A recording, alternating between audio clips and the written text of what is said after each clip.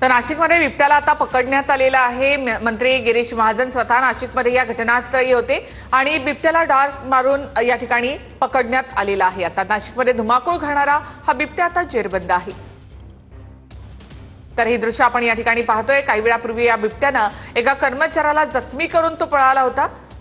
जाळीमध्ये अडकलेला हा बिबट्या त्यानंतर जाळीमधून उडी मारून पळाला होता, मात्र त्याला डाट लागलेला होता। पुढे जाऊन हा बिबट्या त्या ठिकाणी पडला होता। वन विभागाच्या अधिकाऱ्यांना कर्मचाऱ्यांना याची कल्पना असते की एकदा डाट मारल्यावर तो कुठपर्यंत जाऊन तिथे पडू शकतो। तर ज्या मार्गाने तो बिबट्या गेला तिथे जाऊन त्याला आता वन विभागाच्या कर्मचाऱ्यांनी असा जेरबंद केलेला आहे। त्या बिबट्याला पकडण्यात आलेला आहे आणि पिंजऱ्यात घालून या ठिकाणी वन विभागाचे अधिकारी निघून गेले। तर नाशिकमध्ये धुमाकूळ घालणारा हा बिबट्या त्याला पकडण्यात यश आलेलं आहे वन विभागाला। आज दुपारपासून वन विभागाचे कर्मचारी या बिबट्याला पकडण्यासाठी म्हणून इथे प्रयत्नशील होते। स्वतः गिरीश महाजन या ठिकाणी दाखल झाले होते।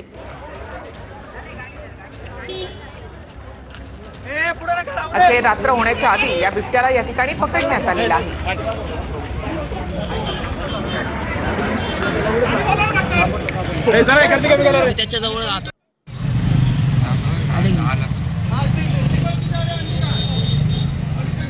तर काही अंतरावर पडलेल्या या बिबट्याला वन विभागाच्या कर्मचाऱ्यांनी अशा प्रकारे पकडले।